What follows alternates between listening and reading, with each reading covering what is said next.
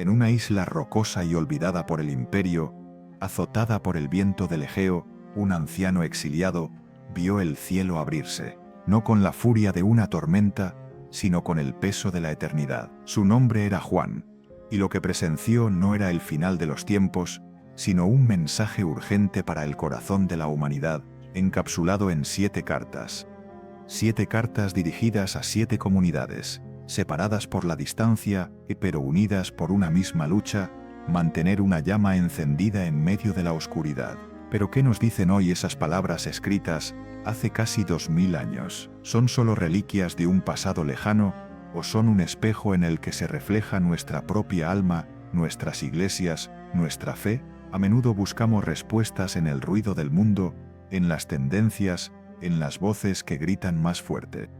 Pero hay una sabiduría que susurra, una verdad que perdura a través de los siglos. Y si tú también buscas esa luz, si anhelas entender los susurros de lo eterno en medio del ruido de tu día a día, estás en el lugar correcto.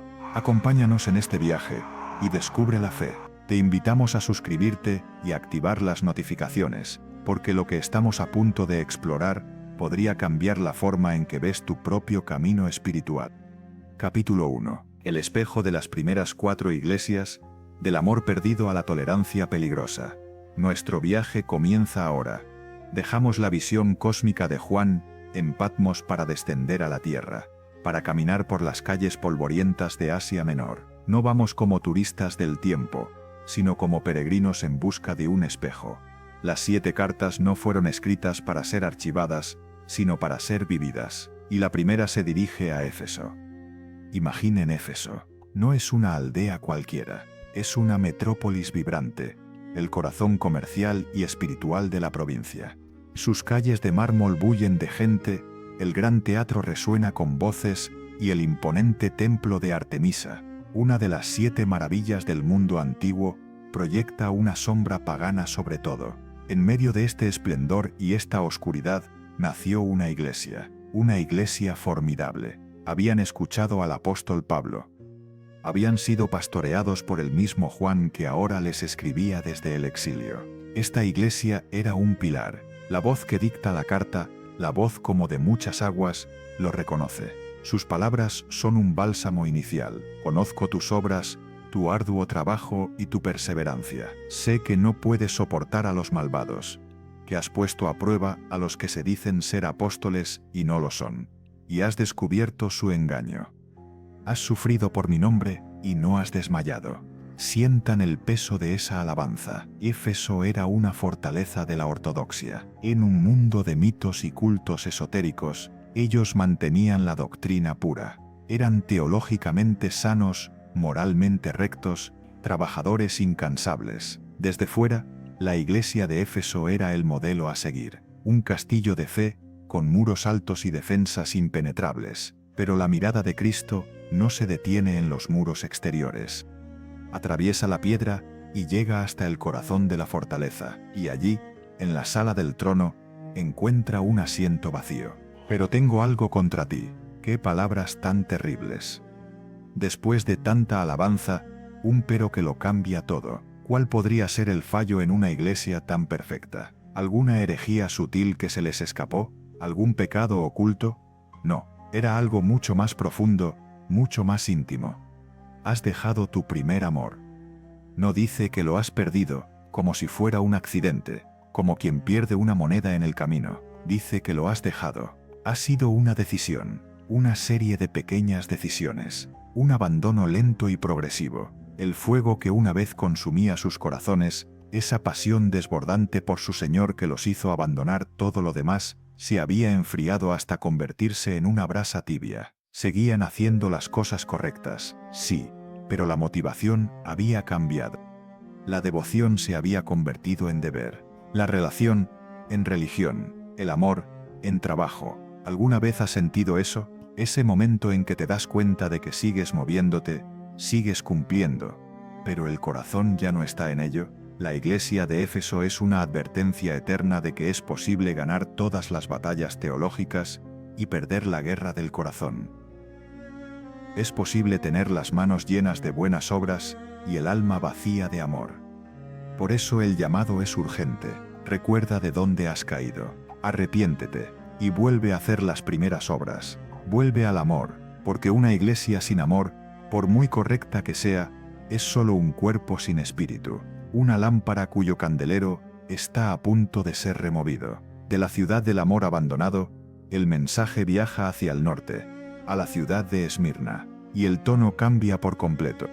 Si Éfeso era una ciudad de esplendor, Esmirna era una ciudad de presión. Famosa por su lealtad inquebrantable a Roma, exigía esa misma lealtad de sus ciudadanos a través del culto al emperador. Para los cristianos, esto era una sentencia. Negarse a quemar incienso ante el César era un acto de traición. La iglesia de Esmirna vivía en la encrucijada del desprecio y el peligro. Eran pobres, marginados, calumniados, pero la voz que les habla no ve lo que el mundo ve. Conozco tus obras, tu tribulación y tu pobreza, pero tú eres rico. ¡Qué paradoja tan divina! En su miseria material, en su persecución constante, residía su verdadera riqueza. No tenían nada, y por eso lo tenían todo. Su tesoro no estaba en los mercados de Esmirna, sino en los cielos. No hay ni una sola palabra de reproche para esta iglesia, ni una, solo aliento. No temas lo que vas a padecer. El diablo echará a algunos de vosotros en la cárcel, para que seáis probados, y tendréis tribulación por 10 días. Sé fiel hasta la muerte, y yo te daré la corona de la vida. Esmirna nos enseña que la ausencia de sufrimiento no es señal del favor de Dios. A veces, la prueba más dura es la evidencia más clara de nuestra fidelidad. La corona de la vida no se promete a los que evitan la batalla, sino a los que la soportan hasta el final. Su riqueza no era la comodidad, sino el carácter forjado en el fuego.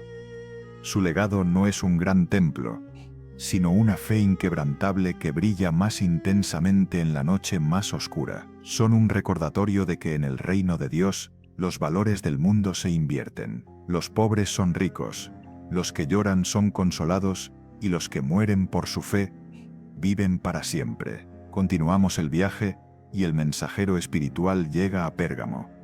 Si Esmirna era la ciudad bajo presión, Pérgamo era la ciudad del poder, el centro administrativo romano de la región. Pero su poder no era solo político, se la conocía como el lugar donde mora el trono de Satanás. Quizás por su imponente altar a Zeus, que dominaba la ciudad desde la Acrópolis, o por ser un centro neurálgico de cultos paganos. El aire en Pérgamo estaba espiritualmente contaminado, y aún así, en medio de ese nido de poder oscuro, había una luz.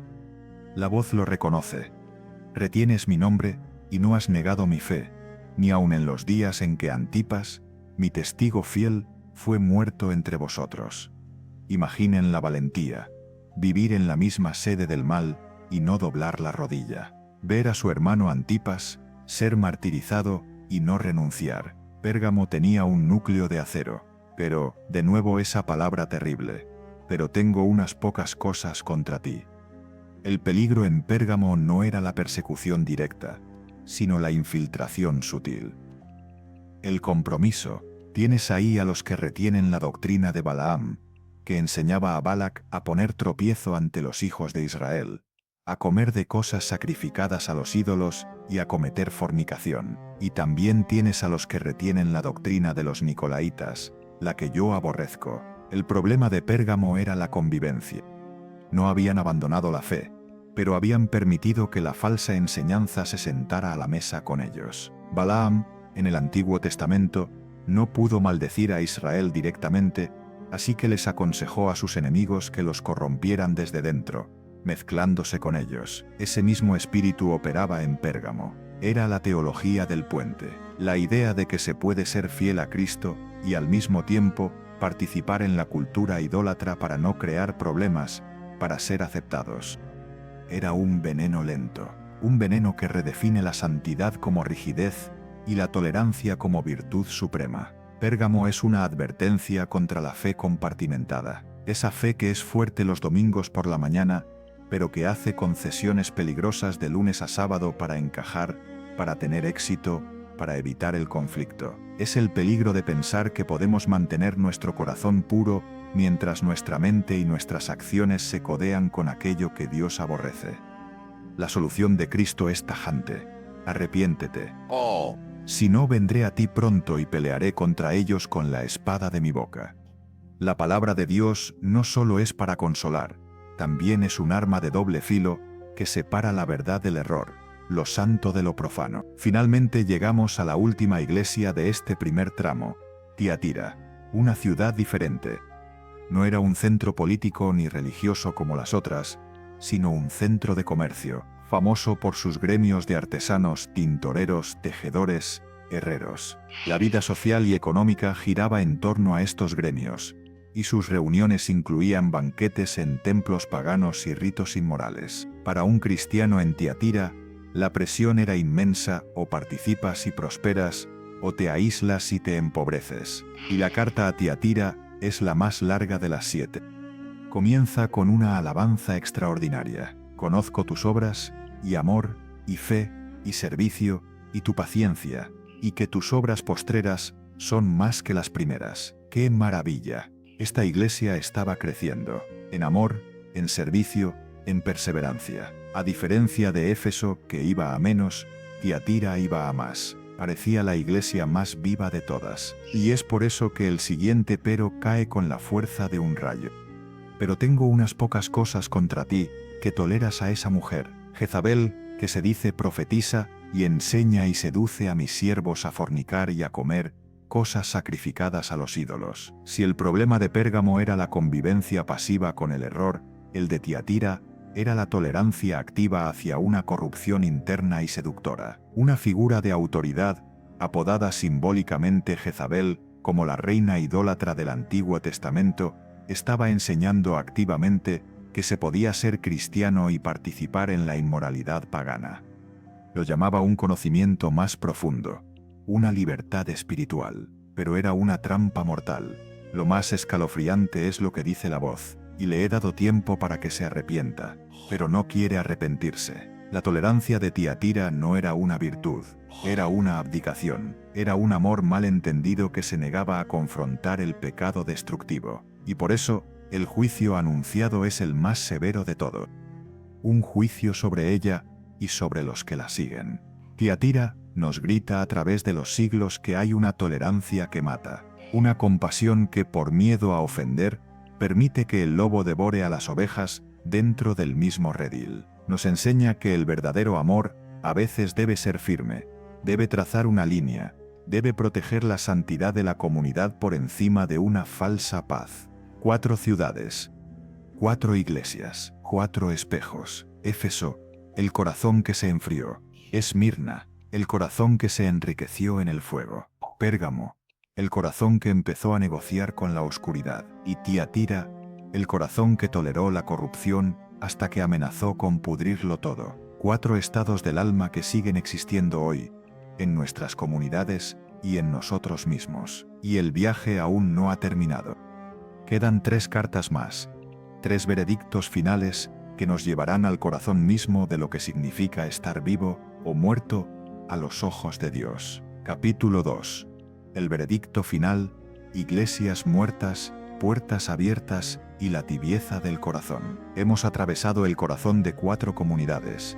Hemos visto sus luchas, sus victorias y sus compromisos. Pero el mensajero celestial no ha terminado su recorrido. Ahora se dirige a las 3 últimas iglesias. Y aquí, los espejos que nos ofrece son aún más claros, más implacables. Aquí no hay medias tintas. Aquí encontramos la muerte, la vida y un estado intermedio que es, quizás, el más terrible de todos. Nuestra primera parada en este tramo final es Sardis, una ciudad con un pasado glorioso. En otro tiempo fue la capital de un imperio poderoso, una ciudad asentada sobre una acrópolis que se creía inexpugnable. Y sin embargo, la historia cuenta que fue conquistada 2 veces, no por la fuerza del enemigo, sino porque sus centinelas se quedaron dormidos.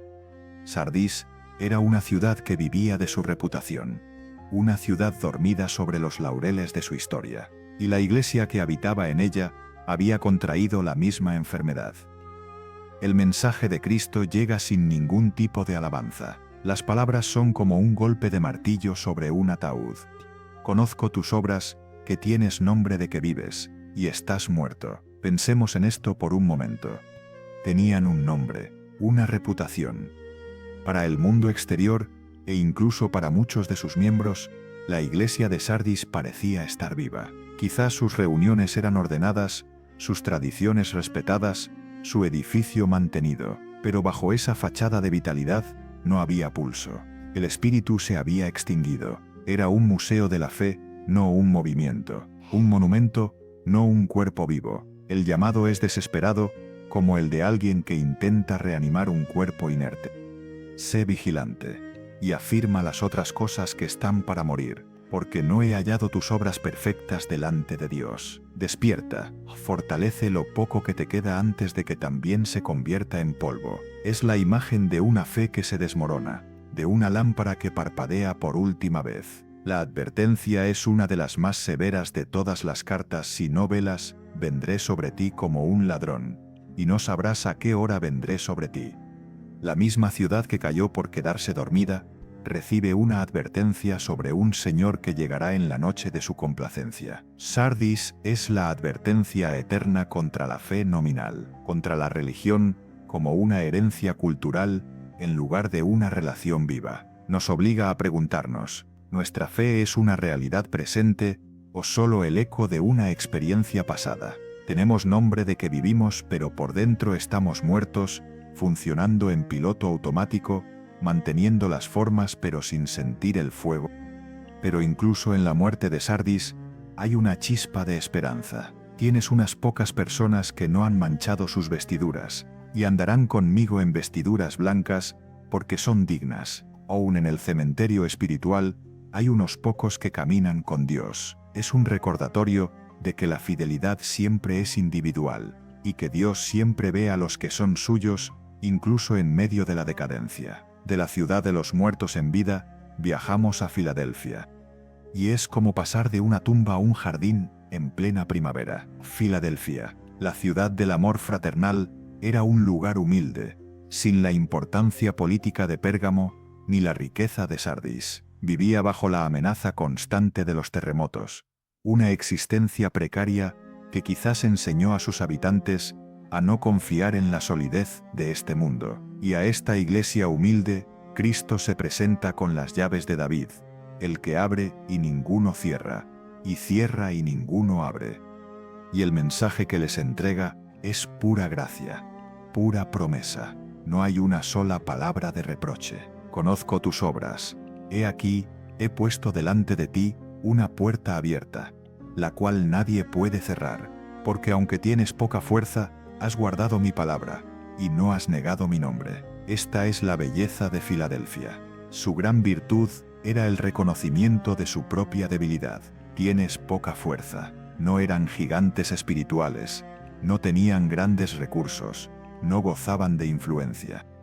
Eran pequeños a los ojos del mundo, pero en su debilidad se aferraron a lo único que importaba: la palabra de Dios y el nombre de Jesús. Y precisamente por eso, porque no confiaban en su propia fuerza, Dios les abrió una puerta de oportunidad, de misión, de salvación, una puerta que ninguna persecución, ningún poder terrenal, ninguna oposición demoníaca podía cerrar. Filadelfia es el himno de los pequeños, de los fieles, de los que perseveran sin hacer mucho ruido.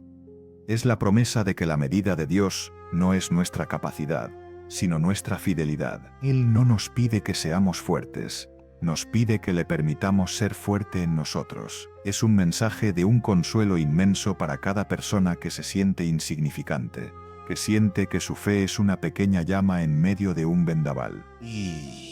Dios ve, Dios guarda, y Dios abre puertas que conducen a la vida eterna.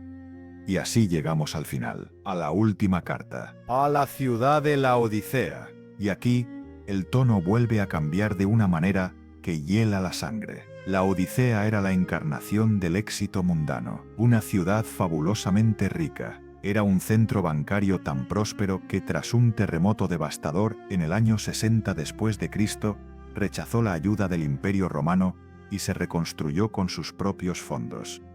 Producía una lana negra de lujo, y su escuela de medicina fabricaba un famoso colirio para los ojos. Laodicea era independiente, orgullosa y sobre todo autosuficiente. No necesitaba a nadie, y esa actitud había infectado a su iglesia hasta la médula. La carta a Laodicea es la única de las 7 que no contiene ninguna alabanza, ni una sola. El diagnóstico es brutal y visceral. Yo conozco tus obras, que ni eres frío ni caliente.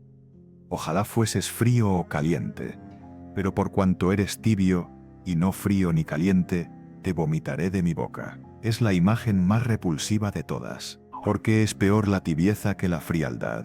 Porque el frío sabe que necesita calor. El que está espiritualmente frío, está en oposición a Dios. O es ignorante de Él, pero sabe que le falta algo. Es una posición honesta. Pero el tibio es el que ha tenido suficiente contacto con el calor de la fe, como para sentirse cómodo, pero no tanto como para ser transformado.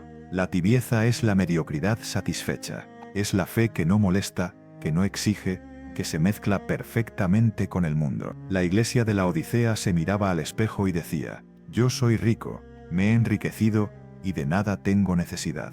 Veían su prosperidad material, su bonita organización, su estatus social. Pero Cristo les muestra lo que Él ve, y no sabes que tú eres un desventurado, miserable, pobre, ciego y desnudo. Su riqueza era su pobreza, su vista, su ceguera, su ropa de lujo, su desnudez espiritual. Estaban tan llenos de sí mismos que no había espacio para Dios. Eran nauseabundamente autosuficientes. Pero justo aquí, en el punto más bajo, en la declaración más dura de todo el Apocalipsis, llega la oferta más íntima y conmovedora. Después de la amenaza de ser vomitado, la voz cambia. Se vuelve un susurro, una súplica. He aquí, yo estoy a la puerta y llamo. El Señor del universo, que podría derribar la puerta, se detiene y llama. Espera ser invitado. La imagen del Cristo soberano se convierte en la del amante que espera fuera, en la del peregrino que busca refugio. Si alguno oye mi voz y abre la puerta, entraré a él y cenaré con él, y él conmigo. Esta no es una promesa para una multitud, es una promesa para alguno, para un individuo. Es el llamado final a abandonar nuestra orgullosa autosuficiencia y reconocer nuestra desesperada necesidad de Él. Es una invitación a la comunión más profunda, a la cena íntima donde Él nos da verdaderas riquezas, verdaderas vestiduras y verdadera vista. 7 iglesias, 7 mensajes, un solo espíritu. Del amor abandonado de Éfeso a la nauseabunda tibieza de la Odisea, hemos viajado a través del paisaje del alma humana. Estas cartas no son solo un documento histórico, son un espejo divino que sigue reflejando nuestra condición hoy. Nos preguntan: ¿dónde está nuestro primer amor? ¿Somos ricos en la prueba? ¿Estamos comprometiendo nuestra fe? ¿Toleramos lo que destruye? ¿Vivimos de una reputación muerta? ¿Caminamos a través de la puerta abierta con nuestra poca fuerza? ¿O estamos tan satisfechos con nosotros mismos que no oímos el golpe suave pero insistente en la puerta de nuestro corazón? Este es el viaje al que te invita. Descubre la fe, no solo a conocer estas historias, sino a dejar que te transformen. Si este mensaje ha resonado en tu corazón, si sientes ese llamado a abrir la puerta, te invitamos a que te unas a nuestra comunidad. Suscríbete y activa la campana para no perderte ninguna de estas exploraciones profundas a las verdades que dan forma a nuestra existencia. Comparte este video con alguien que necesite escucharlo. Tu apoyo nos permite seguir creando contenido que busca, por encima de todo, encontrar la luz en la palabra. Porque al final, la última frase de cada carta resuena como una sola pregunta para todos nosotros. A través de todos los siglos, el que tiene oído, que oiga lo que el Espíritu dice a las iglesias.